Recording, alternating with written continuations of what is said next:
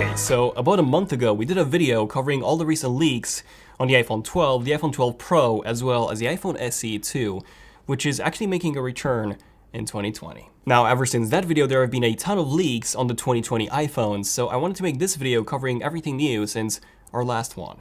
So yeah, I got quite a few exciting things to talk about, so grab some snacks, some drinks, sit back, relax, and enjoy.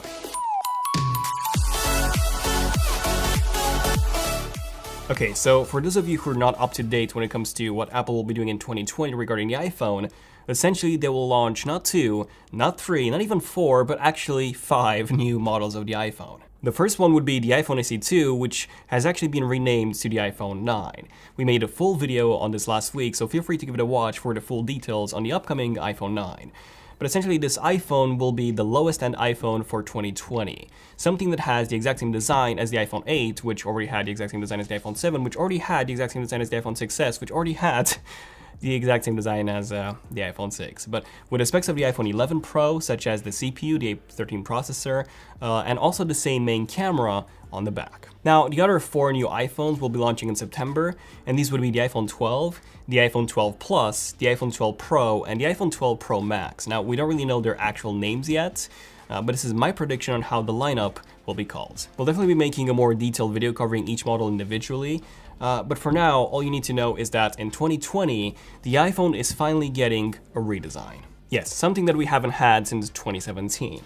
So we've seen many reports of not only the notch getting smaller or even being removed entirely, but also reports on the frame of the iPhone getting a new design. A more squared up design similar to what we had with the iPhone 4 than the wedge-shaped design that we've had ever since the iPhone 6. This design is actually something that the iPad Pro 2018 brought back, and I actually do prefer a more squared up design myself. I think it looks much more elegant, it's easier to grab, and I don't know, I just like it much more. Now, another new feature would be the addition of 5G on all iPhone models releasing in September, with the Pro models having millimeter wave 5G, so this is the fastest 5G, the true 5G, and we're also getting some camera improvements as well, with the biggest one being the new time-of-flight sensor for improved portrait mode photography and improved AR. Essentially, this is what we're expecting from the 2020 iPhones: a refreshed design, 5G, and a further improved camera. Now, onto the more specific details, so here's everything new since December. So over the years, we've had many reports that Apple will finally be switching to USB Type-C.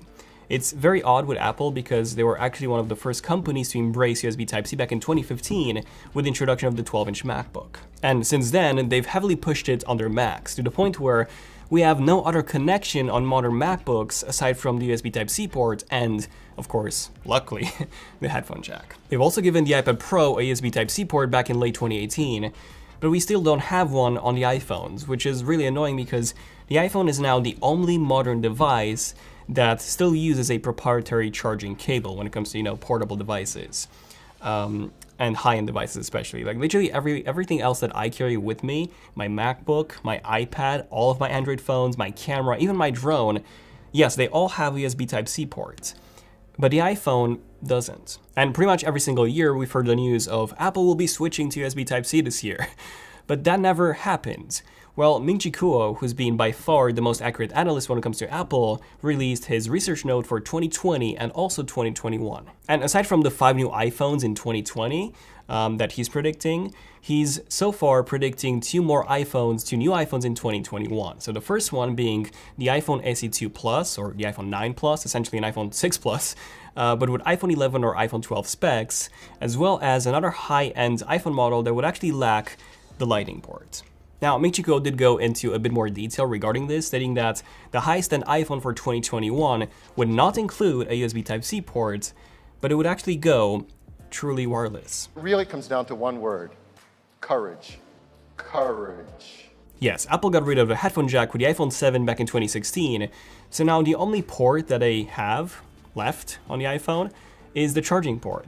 Like removing that, and we would have a single slab of metal with no openings aside from the speakers, which are already water sealed. So yeah, the upcoming 2021 iPhone should be significantly more water resistant than the already great 4-meter water resistance that we have on the iPhone 11 Pros. And then JP Morgan analysts claim that Apple will be moving towards a biannual iPhone release cycle starting 2020, meaning that in the spring of 2020 they will be releasing the low-end versions of the iPhone, while in the fall, they will be releasing the high-end models. And apparently Apple will be going forward with this approach in the upcoming years. And personally, I do believe that this is a great idea. Like companies like OnePlus, they do have a biannual release cycle as well, but unlike Apple, OnePlus releases a low-end and a high-end both at the same time. And they do this twice a year. Separating the low-end and the high-end in two separate parts of the year will give consumers a better idea of when it is the right time to upgrade. And if you think about it, Apple has actually started doing this a while ago. They're now releasing the low-end iPads in March, while keeping the iPad Pros for October/November. Now, something else that Kuo has reported is that in 2020, high-end smartphones will feature a massive improvement in terms of the zoom capabilities. So we already know that the upcoming Samsung Galaxy S20 Ultra will have a monster of a camera module. And I'm not just talking about that in terms of the actual physical size of the module, but also in terms of its capabilities. The S20 Ultra will have a 108 megapixel main camera module, which is pretty nuts, and then a 48 megapixel zoom module. So this one will be capable of 10x optical zoom and 100x digital zoom.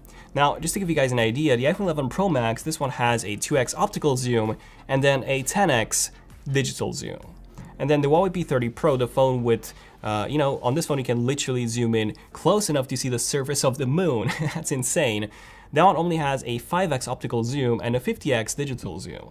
The S20 Ultra will have twice as much zoom. Kuo claims that the Huawei P40 Pro will feature a 10x optical zoom, so the same as the S20 Ultra, and that other high-end smartphones in 2020 will actually follow suit. But unfortunately, we have zero reports that the iPhone 12s will be doing the same, which could leave them heavily disadvantaged when compared to the competition.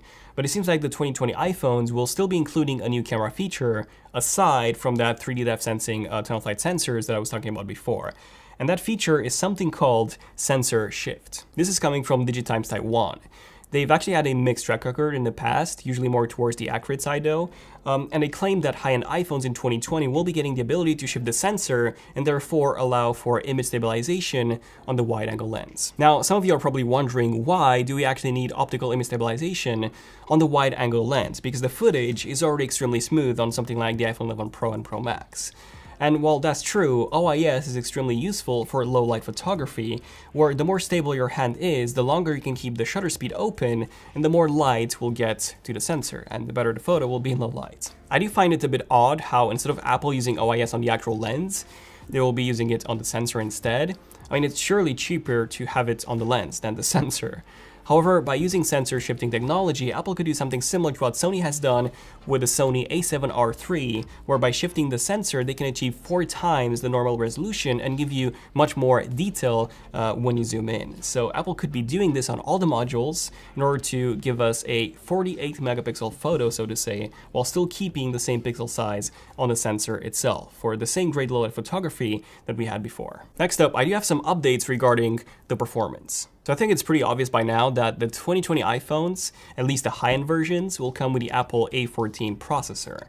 Now, the A13 is what we have in the iPhone 11s now, and this was already a beast of a processor. Not only was this more powerful than any other processor on any other Android smartphone out there at the moment, but it was even faster than the 2019 13-inch entry-level MacBook Pro, and it even had better single-core performance than both the highest-end 13-inch 2019 MacBook Pro and also, yes, the 16-inch MacBook Pro. And keep in mind that this was all coming from a phone processor that had no active cooling at all. This is extremely impressive. But the Apple A13 processor was still based on the same 7nm process that the A12 was based on from a year before. The A14, however, this will be the next generational leap, going down to just 5nm. And Digitimes reports that TSMC, who's the manufacturer for Apple's mobile processors, has now secured orders for the Apple A14 processors. And they will start manufacturing them in the second quarter of this year. So this means sometimes between April to June 2020. This is also just right after Apple's rumored March 2020 event, at which they will launch the new iPhone 9. By simply going down in the manufacturing process, the distance between transistors is greatly reduced. and therefore Apple can achieve even greater performance at an even lower power consumption. And considering how big of a difference the Apple A13 processor made inside the iPhone 11s, and those also had a bigger battery, by the way, but the iPhone 11 Pros especially had an immense gain in battery performance compared to the iPhone XS's. So there's a very high chance that the iPhone 12 will also see another big boost in battery life. Now, when it comes to the RAM, MacRumors reports the following. The iPhone 9 will be getting 3GB of RAM, then the 5.4-inch iPhone, so the smallest non-Pro iPhone, will have 4GB of RAM. This will very likely be called the iPhone 12. Then the 6.1-inch iPhone, the non-Pro iPhone, let's call this the iPhone 12 Plus for now, this will have 4GB of RAM. Then the second 6.1-inch iPhone, this time the iPhone 12 Pro, this will have 6GB of RAM. And then finally the largest 6.7-inch iPhone, the iPhone 12 Pro Max, that one will have also 6GB of RAM. And here's the thing. A lot of Android viewers will probably say, haha, we've had 6GB of RAM for the past 3 years now, and we now have 12GB of RAM with even 16GB being rumored to be the standard and the highest-end Android phones in 2020, by the way. And that is true. Android is way ahead when it comes to the amount of RAM. However, iOS is way more optimized, and it doesn't really need anywhere near as much RAM as Android phones do. So while Apple could of course add 16GB of RAM in their phones easily, they won't. Because 1, it will cost them extra money, and 2, it will also drain the battery much faster because yes, the more RAM you have, the more power they will consume, and the faster the battery will actually drain. So these are the reasons why Apple's not doing that. But I do have to say that on my iPhone 11 Pro Max, which comes with 4GB of RAM, YouTube pretty much always closes the video in the background. Like when I switch to a different app and I switch back to YouTube, the YouTube app has to refresh everything, which is really annoying because the only way to go back to the video that I was watching is to literally go to my watch history and start it from there. And it's not just YouTube, this also applies to other apps as well. So RAM management isn't great on the iPhone 11 Pro Max, unfortunately. And having used other phones such as the OnePlus 7 Pro, the OnePlus 7T Pro, the S10 Plus, the Note 10 Plus that have significantly more RAM than the iPhone does, like the 7T Pro, the 7 Pro actually, and the Note 10 Plus, they have 12GB of RAM. So those phones have the best RAM management on any phone that I've used. And it just doesn't compare with the iPhone 11 Pro Max, unfortunately. And finally, I have more updates regarding the design that I really want to mention. So first off, Korean tech website The Alec reports that the 2020 iPhones will feature a much thinner OLED display that will have the touchscreen circuitry patterned directly onto the OLED display without the need of having a separate layer. This would result in a thinner display, a lower power consumption, as well as a lowered production cost. This report actually mirrors the information that we've seen reported by ET News Korea perfectly. And aside from this, the Alec also reports that LG will be switching their E6 line of OLED displays to LTPO panels. So their E6 line of displays, these are actually the ones manufactured for Apple. And in case you're familiar with LTPO displays, this is what Apple's currently using in the Apple Watch. And this is also one of the reasons why we have an always-on display on the Apple Watch Series 5. This, and there's also a new processor, display processor, that handles all of that. So Apple could potentially have an always-on display in the 2020 iPhones, which will make me a very, very happy user because an always-on display, this is actually one of my favorite features ever in a smartphone. It's also one of the main reasons why I prefer using a Note 10 Plus versus even my OnePlus 7T Pro, just because being able to see the time and the notifications right there on the display all the time is incredibly useful for me. Aside from this, Japanese tech website Makotakara, who's had a pretty good track record in the past, they revealed a few more details that they supposedly got from inside sources in China on the 2020 iPhones. And what I said is that the 6.7-inch iPhone, so the highest-end iPhone that Apple will be selling in 2020, will actually be getting thinner at around 7.4 millimeters thin from the current 8.1 millimeters of the iPhone 11 Pro Max. They also said that all the 4 new iPhones in September will have OLED displays as well as Face ID. They also said that the 5.4-inch iPhone will be in between the iPhone SE and the iPhone 8 size and height, while at least one of the 6.1-inch iPhones will have a height in between the 11 and 11 Pro. So this means that one of the two 6.1-inch iPhones will be smaller than the other one, which to me means thinner bezels and possibly and hopefully even the removal of the notch. So yeah, fingers crossed for that. They also said that the 6.7-inch iPhone will be taller than the 11 Pro Max, which was to be expected because the display is also larger. And then the 5.4-inch iPhone and the lower-end 6.1-inch models will have identical cameras to the current iPhone 11. They also said that the 6.7-inch iPhone will have triple lens camera modules with larger sensors than on the iPhone 11 Pro Max, which is pretty awesome to hear. So yes, we are getting an improved camera with larger sensors in size, which will be able to capture more light compared to the iPhone 11 Pros. And finally, they also said that the 5.4 inch, the 6.7 inch, and the 6.1 inch iPhones will have different numbers of microphone holes along the bottom. Now, when it comes to the notch itself, Barclays did release a new report saying that Apple will be releasing a refreshed Face ID system on the 2020 iPhones. Now, they didn't really go into much detail, so we don't really know what this means. So at this point in time, we still don't know for sure if Apple will end up removing the notch entirely and switch back to Touch ID instead, only built into the display this time, or make the notch smaller, or just keep it the same size and just improve its accuracy. We've had mixed reports on all of these cases. But yeah, realistically, I really don't see Apple removing Face ID and the notch anytime soon. So I think in the best case scenario, they'll just make it smaller, and in the worst case scenario, it's just gonna be the same. And finally, Max Weinbach, he did share some details with Everything Apple Pro on what he believes to be a new color option for the iPhone 12 Pro.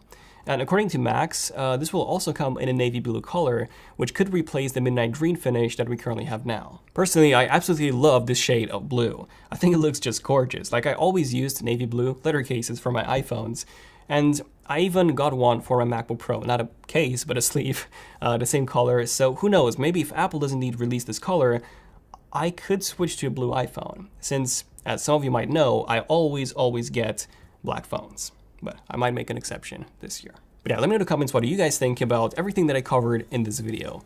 Are you looking forward to the 2020 iPhones and especially that new design? Because even if we're not getting a smaller notch or, no notch at all, we're at least getting that squared up frame, which to me is a pretty nice improvement. So yeah, let me know in the comments what you guys think about everything I talked about in this video, and definitely subscribe notifications if you want to see more Elite Numbers episodes like this one and more in-depth tech videos like this one hopefully was. So thank you for watching. I'm Daniel, and I'll see you guys in the next one. Son of Tech, signing out. Cheers.